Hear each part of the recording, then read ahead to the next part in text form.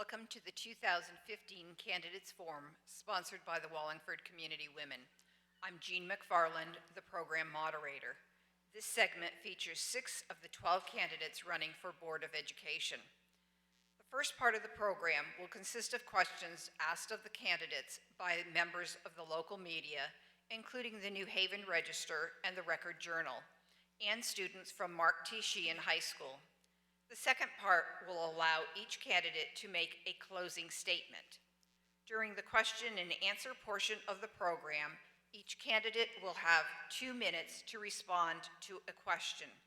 Each candidate will then have 2 minutes to make closing remarks. Before beginning the questioning, I'd like to introduce 6 of the candidates running for Board of Education. They are, from left to right, Patrick Reynolds, Democrat; Brian Rivard, Democrat; Michael Votto, Democrat; Shauna Glidden, Republican; Karen Hlavik, Republican; and Roxanne McKay, Republican. Eric Vo, would you please ask the first question of Patrick Reynolds? Hey, Pat. So you previously served on the Board of Education and you lost your seat after the 2013 election. So with 2 years off the school board, what are some concrete changes that you want to see done within the school system? Yeah, looking ahead.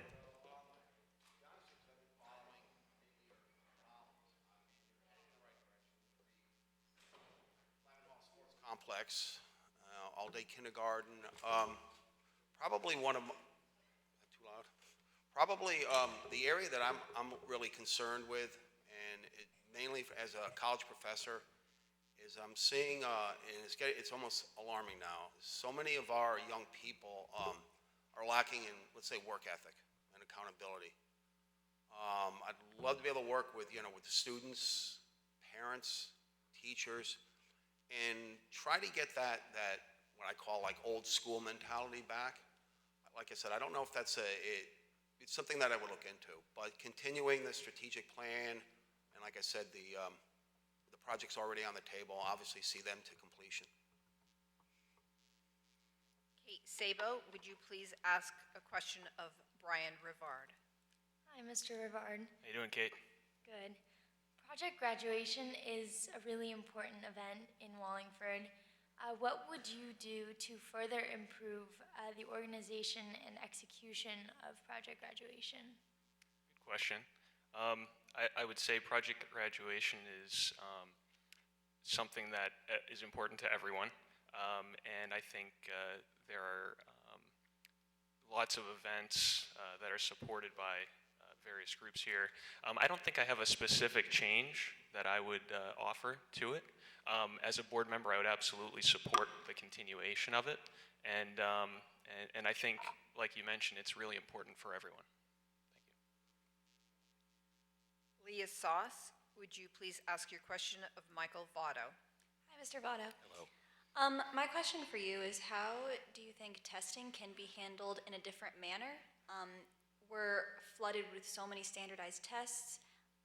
Do you think that there can be a different way to see where students are at in their education path? No, there is really, well, there are other ways. Individually, teachers can observe children in a classroom all the time, and from that observation, they can certainly make some type of decision of where a child stands in that classroom academically in certain subject areas. Obviously, standardized testing does another job, and it's a little more concise. It gives you more clear data to use. I think we're in an age where that is happening. We're not going to change it. I have my personal opinions about it sometime. I think we do over-test at times. And I think we always have to be aware of that. I think children get a little nervous with too much testing in one particular year. However, I can't say we do without it, because like I said, it drives instruction. And today, with such diversity among our children in school, we need to know exactly where our students stand, and that testing is going to help a teacher do that in addition to their observations. Luther Trammell, would you please ask a question of Shauna Glidden? Shauna, do you see areas within the school budget where money can be saved where cuts can be made?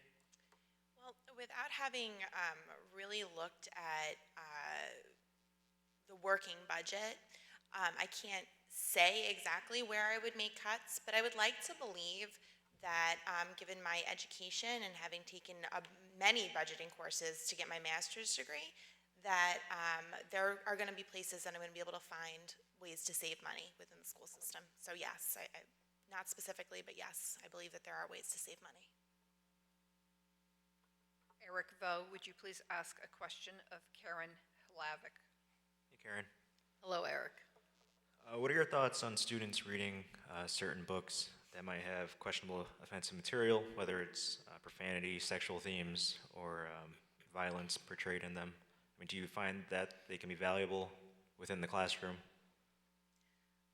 Many of our books, if you look at even classic literature, have conflicts. If you take Romeo and Juliet, for example, there's suicide, there's murder, there's all kinds of those things. That's considered classical literature. Some of the other more modern pieces of literature also have those things. In looking at these things, I think a parent knows their child best. That is why we looked and we gave the 26 books that are going to be utilized in the classroom.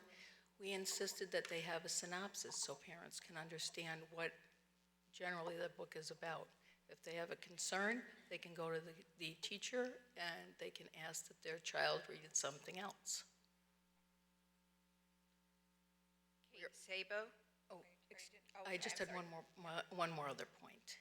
The other thing is we've also enhanced our communication with parents through that by making sure that the 2 books per unit that will be utilized in the classroom are communicated to them before the unit starts, so they know exactly which books are being used, so that if they have a concern, they can speak with the teacher about selecting something else for their child. Thank you. Kate Sabo, would you please ask your question of Roxanne McKay? Hi, Ms. McKay. Hi, Kate. My question is regarding teacher evaluations. Do you believe that teacher evaluations are valuable to our education in Wallingford? And if so, how do you think the district should go about doing teacher evaluations? Teacher evaluations are very important in our district. We need to always make sure we're developing our teachers, especially our new teachers, but also our tenured teachers. We want to make sure that our teachers are always delivering the best that they possibly can. And I believe they do a great job. But we are also bound a lot by state statute and what is guided down for us. So right now, I think there's a lot of discussion at the state level and national level as far as how we will assess and evaluate our teachers. It is a very difficult challenge for our administrators, especially in our elementary schools and our middle schools where they potentially are the only administrator. And we have built a deep reservoir of other individuals that can help on the administrative level to help assess our teachers and make sure that they're all on track and doing the best they can. We always rely on best practices. That's key to mentoring and developing all our teachers is through best practices. And we have many resources available to, I guess, make sure we are capitalizing on those best practices. So yes, teacher evaluations are not going away. It's a necessary evil. We're always evaluated in our jobs. Oh, 30 seconds. That's okay. I'm good. Leah Sauce, would you please ask your question of Patrick Reynolds? Hi, Mr. Reynolds.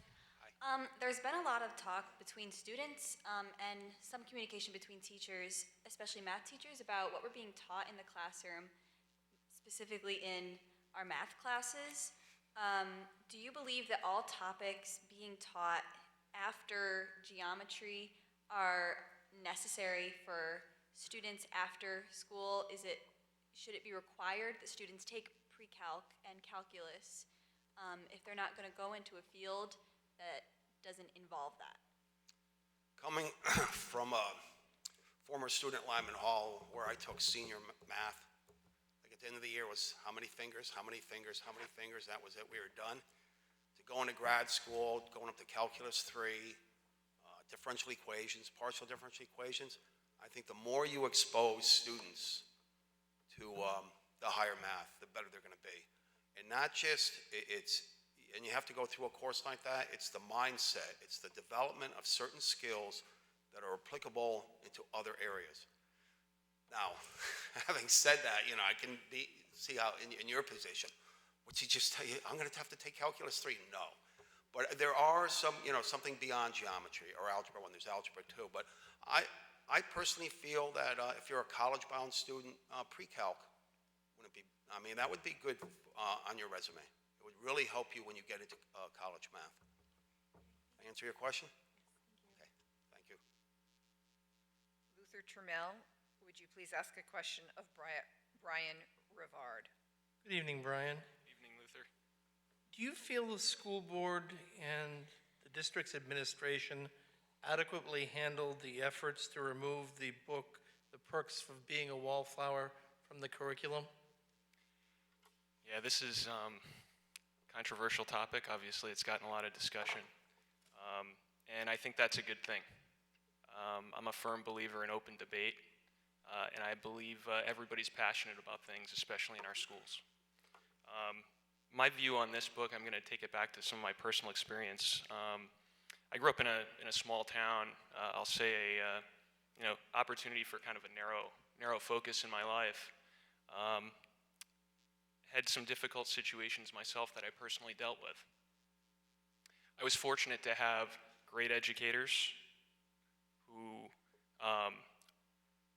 took me under their wing and offered me opportunities that kind of expanded my worldview.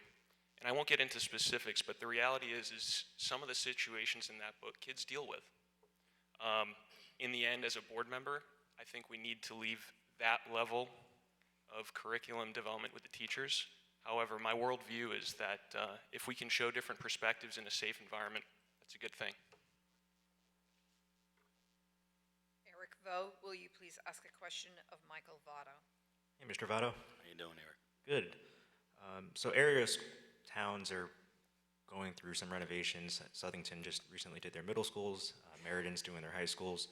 And Wallingford has some aging infrastructure within the elementary and middle schools.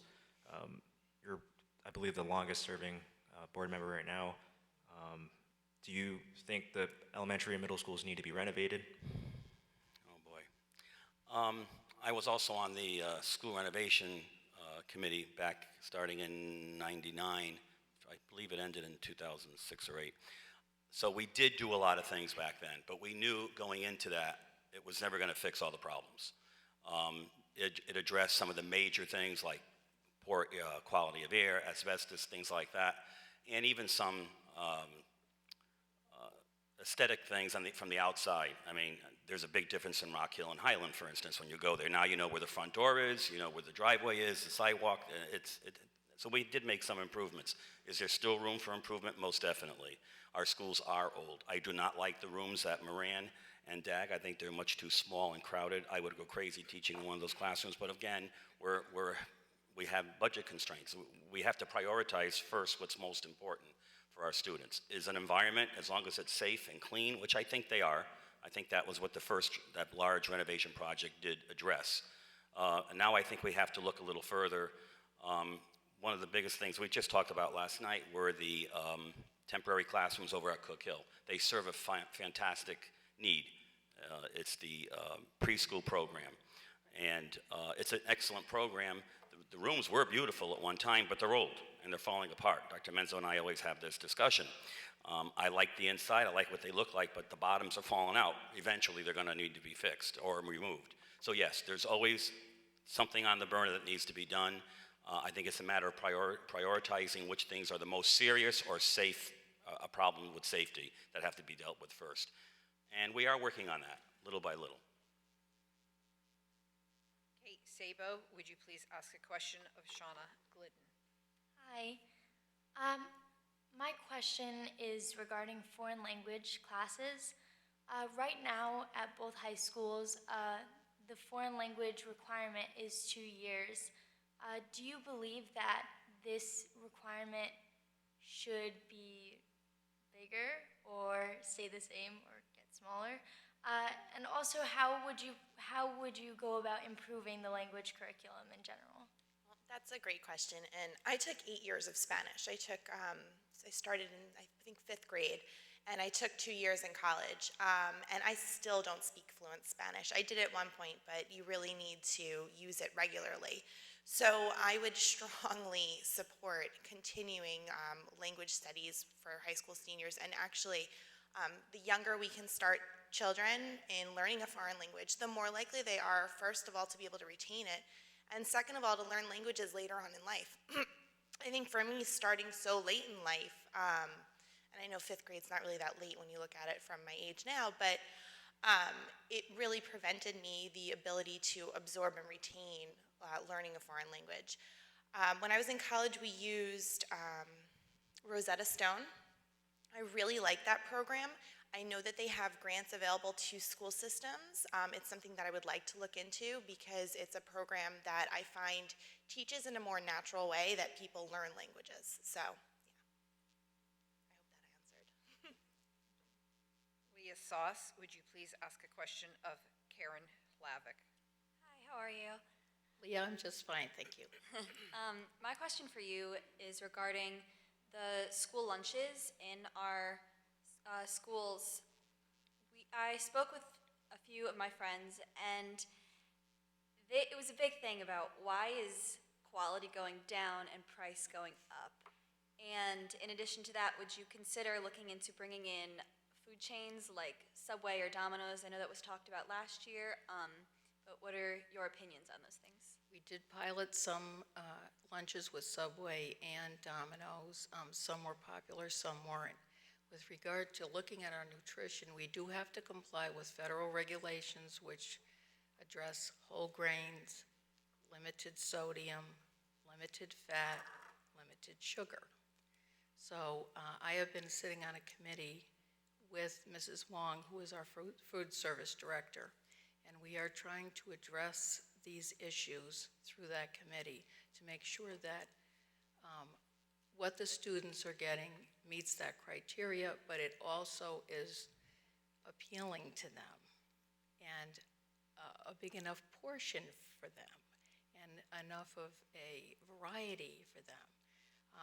The big popular items seem to be meatball subs and some of the spicier chicken. We're introducing some nice salad meals and wraps so that we're trying to appeal to the students and have them eat the lunches and really like what they're being served instead of kind of looking at it and saying,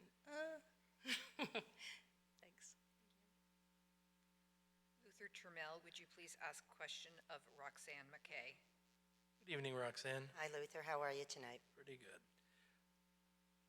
As chair of the Board of Education, what do you believe the district's priorities should be for the next 2 years? Oh, come on, that's my closing. Really? I'll do it. Okay, but it's my closing. I have 5 very specific items, so if I don't cover them now, they will get covered. First is always fiscal responsibility to our taxpayers. Second is ensuring that our 5-year strategic plan is always stays as a living, breathing document and used as a resource for all future initiatives. Third for me, I mean, this is awful. This is my closing. I'm not kidding. You're stealing my thunder. Third is we have started on a journey of mastery-based learning for our students in our schools. And I really think that's and I'll talk more about that in my closing, because I do believe that is a critical implementation for our students and for our staff and for our schools. Fourth is always, always, always working collaboratively with all community stakeholders. that affect our youth and work with our youth. That's a beyond approach. And lastly, I think that as a district, if we can create a culture, and this is a long-term thing, this is even probably beyond 2 years, but if we can create a culture that ultimately our students, through osmosis and through a climate that ensures that they're lifelong learners, that is a huge gift for our students. That's a huge gift for our community, if you think about it. And those to me are those big, I have 5, and those are them. Kate Sabo, would you please ask a question of Patrick Reynolds? Hi. How do you feel that Wallingford's educational system compares with those of other districts in Connecticut? I follow, the news, and I've seen where, in our DERG and where the demographics are about the same. There's always room for improvement. I think we stand up to other schools. There are maybe schools that have maybe a larger budget, maybe they're more affluent, but, like I said, there's always room for improvement. There's things I'd love to see get done at Lyman Hall that I think are long overdue. And I think we're in good standing. Score-wise, I think expenditures, if you want to bring this up, teacher salaries, I believe are competitive, so that's about it. Welcome. Leah Sauce, would you please ask a question of Brian Rivard? Hi, Mr. Rivard. I was just wondering, how do you feel we can more prepare our, especially high school students, for life after high school, whether that be through classes or through even like workshops, or something that can really prepare them for the field that they would specifically like to go into that's not like law or business or medical, something that's more outside of the box? That is an excellent question. I work in the world today where jobs are changing and people change jobs quite a bit. I've been at Pratt Whitney for about 12 years, but I haven't been in the same role, even at the same company. And the reality is it's tough to compete out there. And we need to be very pragmatic about our approach in trying to identify opportunities, linking opportunities with individuals as early as possible. I think there's opportunities to collaborate with business. I know that there's concepts around an advanced manufacturing and technology program, certificate program. I think any opportunity to link individuals with specific opportunities and understand what careers are before they get there is hugely beneficial, because you're right, not everyone's going to be a lawyer. That's the way of the world. I'm an engineer. I recruit other engineers. One element that I think is important in education is it does need to continue to be broad-based, though. And the reason I say that is, I've had experience with international customers in many other countries, and the one thing that makes our engineers and our folks at our business stand out is we still have really strong creativity. So it's one thing to repeat the process and be rigid and do things over and over, but any way we can retain that creative element is going to make us more successful. We still lead in the world in that area, and I think it speaks well to the arts, music, and a balanced approach to our curriculum. So as we focus, we also need to maintain that, and that's my view. Thank you. Luther Trammell, would you please ask a question of Michael Votto? Mike, are you at all comfortable with the process that's going on right now as far as what parents have to go through to get a book removed from the curriculum? Do you feel it goes too far as putting the needs of a few ahead of the needs of the many? No. I think it properly addresses the needs of both, because there's actually something in place, and there's no reason for things to go the wrong way. If something is written down and there's a process, I think that's maybe what the problem was before. Maybe the process needed to be revised. we always do that with policy. I'm on the policy committee with Kathy, and we're constantly looking at revising policy. That's one of the biggest jobs. That's one of the biggest jobs of the Board of Education. And I think that policy now is written in a way that's very clear and concise. I think it addresses everybody's needs as far as letting parents know what's going to be used in that classroom over the whole year, notification when that book is going to start being used, and of course the reconsideration process. I think it's very clear, and I think that helps everybody. I don't know if that answered your question or not, but I just feel the process needed to be tweaked, which it was, and I think that it's invaluable to everybody. Eric Vo, would you please ask a question of Shauna Glidden? Hi, Shauna. Hi. What measures would you propose to be taken to try to retain teachers and administrators in Wallingford? Well, I think that what's important is that we create a culture where teachers are valued on the same level as, let's say, a more attorneys or other affluent positions within a community. Teaching is probably the most important thing you can do. Educating our youth is really what's going to make a difference in the world. It's what's going to end our world problems as a well-educated population. So I think that in order to retain teachers, we have to make sure it's not just about salary and benefits. It's about creating an environment that's comfortable for them to work in. Making sure that they know that they're valued by our administrators, by the community that they're working in. So I think that that's going to be make a big difference. In Finland, teachers aren't very well paid, but they're retained for long periods of time, and they have arguably one of the best education systems in the world. That's what we compare other education systems to. And what they've done is not that they've increased teacher salaries, but they've created an environment where the teachers feel they have the ability to teach and are valued by the community. Kate Sabo, would you please ask a question of Karen Hlavik? Hi. Hi, Kate. In your opinion, what aspect of education needs the most attention in our district, and what will you do to ameliorate that, whatever it may be? Well, I have a concern right now about the testing that's going on. And to address that, we need to increase the computer skills because most of our testing, if not all, is done on computer. The question I have is how we're going to do that for our children with special needs. Those students are asked to perform on grade level testing when they really don't have the ability to do that.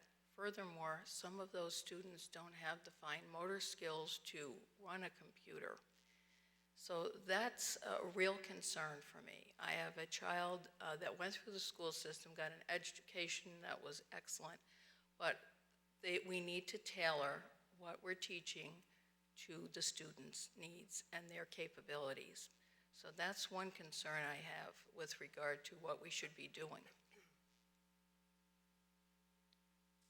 Leah Sauce, would you please ask a question of Roxanne McKay? Hi, Ms. McKay. Hi, Leah. How are you? Good, how are you? I was wondering your opinions on ways we can enforce the arts and music into school days. Not so much with elementary school and middle school because the students are required to take an art and a music class. But I've noticed in high school, students are kind of stepping back from that.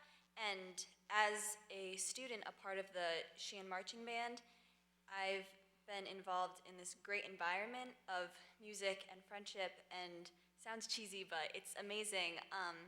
So I wanted to know your opinion on how we can include more students who may not be interested in art and music into that. Does that make sense? Let me ask you a question. Do you think we offer enough courses currently that fulfill the needs for our arts and music students? Definitely. Okay, so we do. So it's a question of choice. And I had two sons that went through the Wallingford school system. I think it's a great question because I think at some point in probably high school is kind of a divining rod where you decide where your interests may lie, you know. And that doesn't mean that's a foregone conclusion forever and ever. But at that point in time, that's, you know, that's the beauty of being a teenager, the ability to make choice. And I think about my two sons who graduated respectively 2011, 2013, who did experience a lot at elementary and middle school, to your point, Leah, in the arts, took band, played instruments. But you know what? They got to, as a freshman, and their love was athletics. And frankly, it disappointed me on a certain level that they chose to say, I'm kind of done with the arts because I love the arts. And unfortunately, I didn't instill that apparently strong enough in them. So I wanted to hear from you, and you gave me a great answer, and I believe that to be true, that it's out there. But this is your time as 15, 16, 17, 18-year-olds to make choices as to what your interests are. And as a parent, I can guide. As a school counselor, they can guide. As teachers, they can guide. But it's all about personal choice within, you know, for those extracurricular choices in your scheduling that you make. I feel strongly those options are available for our students. And I respect your need as a student, as 15, 16-year-olds, to make those individual choices. Thank you. Luther Trammell, would you please ask a question of Patrick Reynolds? Patrick, do you believe that schools, public schools, should be teaching about morality? I was hoping that I was going to dodge that one. I'll take it. I'll take it.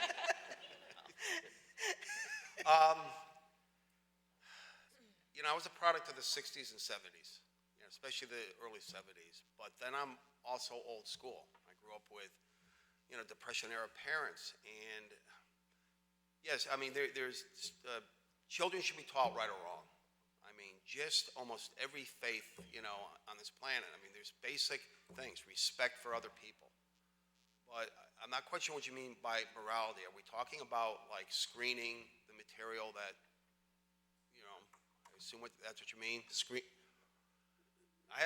Again, if you have professionals that develop a curriculum and it's been vetted, I mean, they go through all the procedure, then, I mean, I've heard of school districts in this country that want to eliminate unpleasant parts of our history. I mean, but it's, you know, getting back to the morality of, I don't know. It's a tough question. I mean, kids are exposed. Kids are, I don't know if you'd say, well, yeah, they've seen more than I did growing up. So some of that stuff, I mean, you can't hide it. But then again, it's how, I mean, if you present it, it's tasteful, it has a purpose in the curriculum, that they're getting something from that, yes. I mean, you know, then I could see, you know, allowing books like that. But that forcing someone's morality on, you know, on a large group, I don't know. It's got to be a community effort anyway. It's got to be a consensus among, you know, the stakeholders, the parents, the teachers. But I don't know if I answered your question. Eric Vo, would you please ask a question of Brian Rivard? Hi, Brian. Hey, Eric. So I believe it was last year where the high school students took a health survey or a risk behavior survey, and they're going to be going through another one or another round of it this fall. So what measures would you propose to be taken to address those risky behaviors among the students, such as drug and alcohol use? And I think the last survey, some board members right now were a little surprised at the percentage of students that admitted to trying self-harm or thought about it. Right. This is one of those areas that, you know, it's tough to talk about because no one wants to think that, you know, these difficult situations are happening. But the reality is, whether you believe the data is plus or minus whatever, they probably are. And we as a community, you know, need to take that seriously. I'll go back to, again, as when I was in high school, there was similar challenges in my town, and it was greatly affecting folks. I got to say, I think this town has a good holistic approach. It's great to see that the town's coming together to do the second survey. I think that's fabulous. There have been measures taken, and I think with the coalition and the outspokenness of people, they're going to drive change together. So it's a cross-community initiative, whatever it is. This is difficult because there aren't any silver bullets. I think that's the reality. We have a hugely diverse population, and that's a good thing, but that means the situations you have to deal with are individual. One thing I can say that was beneficial to me and some of my friends who had some of these challenges growing up, any way we can engage the peers through peer leadership, peer mediation, actively in the schools, and I know there are some groups like that, that has a great effect if it's done the right way. And I would absolutely encourage exploring options like that, and I fully support the fact that we're taking another survey, and I'm fully committed to support the community in acting on those results. Thank you. Kate Sabo, would you please ask a question of Michael Votto? Hi, Kate. What are your plans for the curriculum writing process? How much flexibility do you think should be lended to the teachers and even the students in contributing to the process? I think that we are in the process of doing the curriculum, rewriting curriculum because of Common Core, obviously. And even if there weren't Common Core, every few years you need to look at curriculum to see what changes need to be made. I do believe that teachers need some type of a guide, an outline in which to follow, parameters that don't have to include, by the way, ethics or morals. I believe within those guidelines, they are able to be creative in their classroom. So even though there's a curriculum to follow, that's fine, but a teacher can still think outside the box and work with students and address the issues that they are interested in, but yet still follow the curriculum, if that makes any sense. That takes time, it takes effort, and it puts more expectations on a teacher to do that. But I would venture to say, being in education for so many years, that teachers enjoy doing that. That's part of their profession. And they're always looking, most are always looking to improve their ways of teaching and to grow every year. And those that don't wish to do that, that's what your administrator is there for, to help them do that. Thank you. Leah Sauce, would you please ask a question of Shauna Glidden? Hi, Ms. Glidden. I'd like to know your opinions on the capstone class that is in Sheehan and Lyman Hall. I'm a part of that this year. And I don't know if you've been involved in that or not, but I would just like to know how you feel it benefits students, and if it benefits students a lot, being able to create a project that they're interested in, they're passionate about, if it should be a required course. Well, I don't have really any experience with the capstone project, but from what I understand, any opportunity for students to take part in their own learning and do something that they're interested in is great. Now, should it be mandatory? I don't think so. We have so many mandatory classes already that you're required to take. And I think that what you're learning in high school is what you're going to use eventually if you decide to go to college, or even when you're looking for a job, is how to make your own decisions and kind of start directing your own life. And I think participating in things like a separate project like the capstone project is one of those decisions that the student should be able to make for themselves. But it sounds like a great project, and we have lots of wonderful projects in our school system. Thank you. Luther Turmel, would you please ask a question of Karen Lavick? Karen, how do you go about balancing the board's role of being good fiscal stewards with the money that the town taxpayers provide with the goal of having or trying to give kids the best possible education? Well, it's a difficult role. Our current board budget is around $96,500,000. and we do a lot with that. But we have extensive budget hearings that we go through in the month of January, and we look at what the administration is proposing that we should have to move ahead, and we have to balance that with the ability of the community to pay for those needs that the administration is putting forward. So it is a balancing act. We have to take into consideration that we need to move our children forward, and they need to be competitive. So we have instituted things like all-day kindergarten and the Aspire program, and doing some of those things is important, but we also have to balance with the community's ability to pay. We have some very affluent folks in town, and we have some folks that are on a modest income. And so we have to really be careful about what we put forward. We want to move the school district ahead and have our children be competitive, but we also want to keep the taxpayer in mind. Thank you. Eric Vo, would you please ask the last question of this session to Roxanne McKay? Hey, Roxanne. Hey, Eric, how are you? Good. So when I went through high school, the shift was to get students as ready for college as possible. But I think you're aware that a lot of students don't go to high school or college upon graduation. They'll either enter their workforce through manufacturing or what have you. So aside from the certificate program that Jay Shea mentioned in the last session, I mean, what more can be done to support those kids that are going to be entering the workforce right away after graduating? There's a lot of things that can be done. Part of mastery-based learning, and I used that term before, and I would urge our viewers to go to the Board of Ed website to understand what that means. And there's an offshoot off of mastery-based learning, because you always have to have rigor. Rigor is number one, and accountability. But there's an offshoot of that which talks about personalized learning.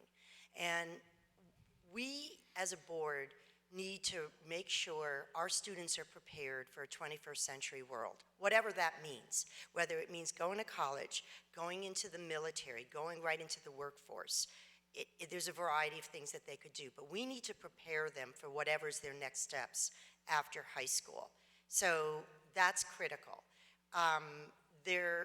And I think what occurs in a personalized learning model, and talking about Capstone is a great example. That's going to be a statewide requirement in, I think, 2018. I should probably know that, but I think it's 2018.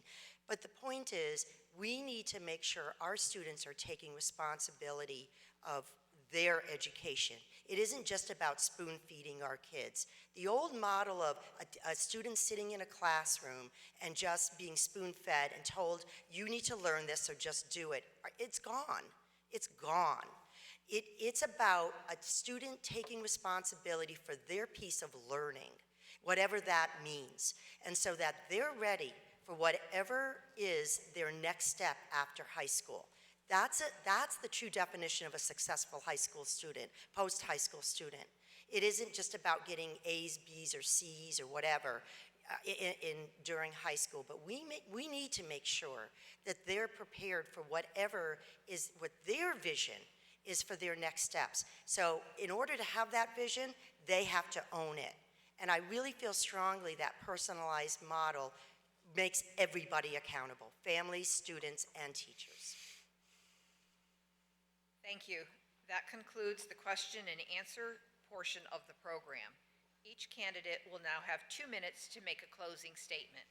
Patrick Reynolds, will you please begin? Thank you. First, I'd like to thank the students, Kate and Leah. Leah, okay.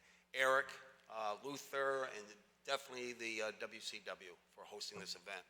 Last night, I had the opportunity to listen to some of the council candidates, and they were talking about various assets of Wallingford, Community Lake, uptown, downtown, but I didn't hear one mention, and probably wasn't because it really wasn't part of, being a councilman or whatever, but one of the biggest assets we have in this town right now is our young people. I mean, our young people ultimately are going to be the lifeblood of our town, our state, our nation. So in order really to ensure their success, to make sure they make a positive contribution, obviously the board, is overseeing this. And a good board has a mix of people, different professions. I think what I bring to the table, because again, I mean, you do need business people, you do need, we've had people involved in insurance, community service, but what I bring to the table is, put it plainly, folks, ladies and gentlemen, I'm walking the walk. I've been a high school teacher for almost 21 years, college professor for almost 30. I have had to be evaluated under the new evaluation program. I've had to incorporate Common Core in my lesson plans. And I, being a science person, I see either waste, I see the benefits, but also the disadvantages. I think being on the board, that I will be a valuable resource, that they can say, well, Pat, you've done this, does it work? I just, as a college professor, I mentioned this before, my biggest concern, folks, and this has been going on for a couple of years, is again, the lack of urgency, the lack of work ethic. I mean, when a student comes up to me that's missed half a semester and 3 tests and got an F on a paper and says, what can I do a week before the semester ends? So we need to ensure that our students are prepared to work hard, also take ownership. If you fail a test, you have to do that inventory and say, why did I fail it? So if you choose or whatever, I would appreciate if you voted for me. Thank you. Ryan Rivard. Okay, thanks to everyone for giving us the opportunity here, especially for the new candidates, so we can kind of introduce ourselves to the town of Wallingford. We all up here wear many hats. I actually think that's a great asset to a Board of Education. I want to mention a few of the hats that I wear in my life. To kind of give a sense as to why I think I'm uniquely prepared at this time to be an asset to the board and add value to the town. I'm a son of a preschool teacher. From a young age, I've been instilled a lifelong learning. I have a great respect for educators. I think they have one of the toughest jobs, but the most valuable jobs for our future. I believe in strong schools to add value to communities. We often talk about the schools as a burden, but they increase home values if they're good. Parents moving into towns make choices based on schools. That's something I faced when I moved into Wallingford. I moved here because the schools are good, and I want to help continually improve them. I'm a husband of 10 years. My wife and I are passionate about the future of this town. I am extremely blessed to have 2 amazing twins who just started kindergarten at Cook Hill School. So I'm vested in the town for the future. I want to see every student here have a fair shake. I'm a professional, and I think I have unique skills that no one else has up here. I'm an engineer. My role is to improve processes and to come up with unique and bold solutions to difficult problems. And I'm involved in technology, but I'm also involved in that process. I also understand that as a board, we need to be careful, consider all of the potential pitfalls, and as a manager of a company, a program at our company with a large budget, I think my viewpoint in prioritization and balancing and collaborating to get that job done can help everyone here. And lastly, please come out and vote. Take a chance on some new candidates. I think myself, I can add some value to the town, and I bring fresh ideas. Thank you very much, and please vote on November 3rd. Michael Votto. I would also like to thank everyone for preparing and planning this night for us. At this time, it's always a puzzlement. Should I talk about my accomplishments on the board and things I've done, or should I do what Roxanne was going to do and talk about what I think about the future? But since she took a couple of mine, I'm going to try to put a little bit of both in here. All right, I'm wasting time. First of all, I want you to know that I bring 42 years of education to the Board of Education. I have been on the board since 1999, except for one term. This will be my 8th full term on the board if I get reelected. I bring with me that experience of being a teacher, a team leader, and an administrator, which I still am at this time. I believe in a solid education for all children. I have a special thing in my heart for the special education children. If I'm repeating myself as I did 2 years ago or 4 years ago, I'm sorry, but that's part of me, and I have to say that. I also have 3 grandchildren who are now in the Wallingford school system, so I still have a vested interest in what goes on here in Wallingford. in the Wallingford school system. I promise to continue that, to bring that experience to the table if I get reelected. I feel that being part of this Board of Education is very rewarding. We are a very cooperative group. We get along great, and we work very hard for the people and the students of this town. I love working with Dr. Menzo. I take a little, pleasure in saying that I was the chairperson of the board when we hired him. The other thing I'm very interested in doing is striking a balance between the new and the old. I was in the classroom in 1972, so I know how it was then. It was open classroom. Changes take place every few years in education. You have to remember that. And I think we always have to keep a balance. Some of the old things are just as good, if not better, than some of the new things. And my job on the board as an educator is to make sure that balance stays. And if it's being a little bit of a pain about it, so be it. And I also believe in the spirit of cooperation and collaboration. Children should be lifelong learners, and it's our job to make sure that that happens. Thank you. Please re-elect me to the board. Shauna Glidden. Hi, first let me say thank you, Leah and Kate. I know you guys have school tomorrow, so thank you for coming out and staying up late. Thank you, Luther and Eric, for coming and asking questions, and the Wallingford Community Women for taking the time and putting all the effort into putting on this event. It's really been a wonderful experience. Nelson Mandela said that education is the best weapon with which we have to change the world. And I don't think there's ever been a truer statement said. If you want to solve a problem within a community, educate its youth. If you want to bring peace to this world, educate the children of the world, and you will bring peace to it, I guarantee you, because an educated population is not going to resort to violence. They're just not. You want to solve the world's problems, it's going to be somebody who is well educated, who's going to figure out how to bring fresh water to a village in the desert. So education's really important. It's always been my dream to give back to the community and to make the world a better place, and that's kind of what I've done with my life. As far as the things I've studied and the jobs I've had, the goal has always been to make the world a little bit better. Serving on the Board of Ed is kind of a way to fulfill a childhood dream. I'm going to help frame the education of students today and make the world a better place. I'm a mother. I have 3 children. I have an 8-year-old, a 2-year-old, and a 4-week-old. And they're going to be going to school in Wallingford. We own a home here. My parents are moving to Connecticut. They're moving to Wallingford and coming to live with us. So we really have a vested interest within the community. And it's important to me that my children are going to be able to fulfill whatever their childhood dreams are. And so that's why I'm running for the Board of Education. And I hope that come November 3rd, you will all come out and vote, and hopefully you'll vote for me. Thank you. Karen Hlavik. Thank you.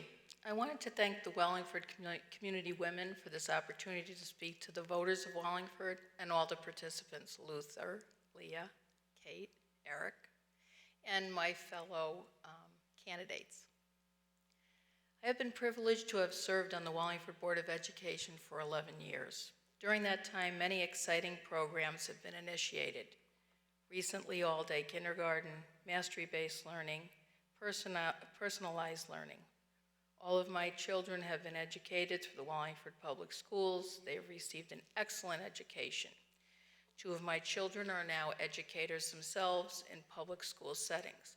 One is duly certified at the elementary school level as a special educator and a regular educator, and one at the college level as a professor of music. My 3rd child has special needs. He received an excellent education through our school system as well, and that has provided a foundation for his participation in our community. I try to balance the needs of our educational system with the ability of our community to pay for those needs. I am accessible and responsive to our community members regarding educational issues. I am a registered nurse with a master's degree in public health. Therefore, I am intrinsically interested in the health and welfare of our students. I have been a member of this community for 35 years and am invested in this great community and the education of our children and grandchildren.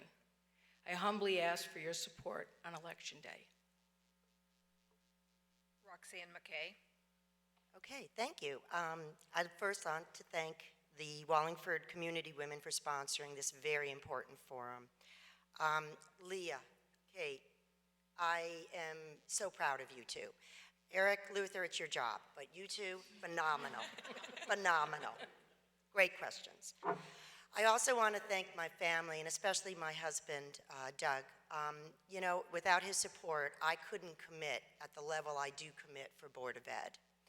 I've been on the board for 10 years, and the last 4 years I've been the chair. And I really need to thank the voters because you've entrusted me in 5 elections now. Hope this is my 6th.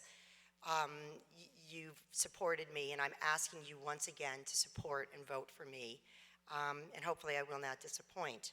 We talked already about my priorities, and I'll go through them very quickly because there's one that I want to talk a little bit more about. We talked about fiscal responsibility for the taxpayer. We talked about the importance of honoring our 5-year strategic plan.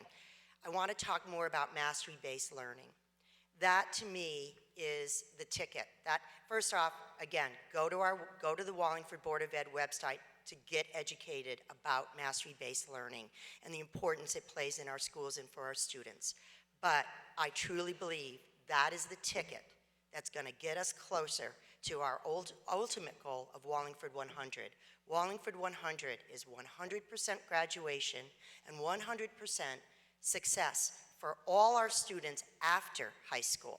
That is critical. That is critical for all of our students. They're our future. We talked about the idea of collaboration for working with any community-based interest that is youth organized. We need to collaborate as a Board of Ed.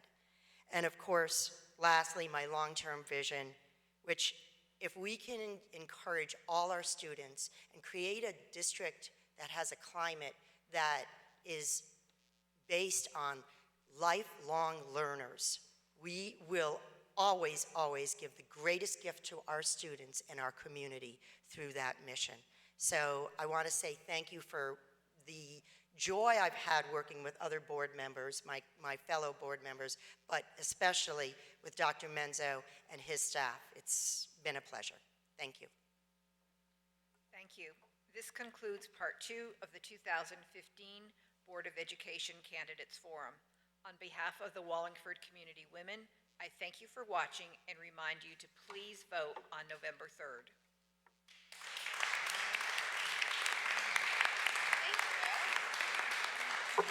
Thank you.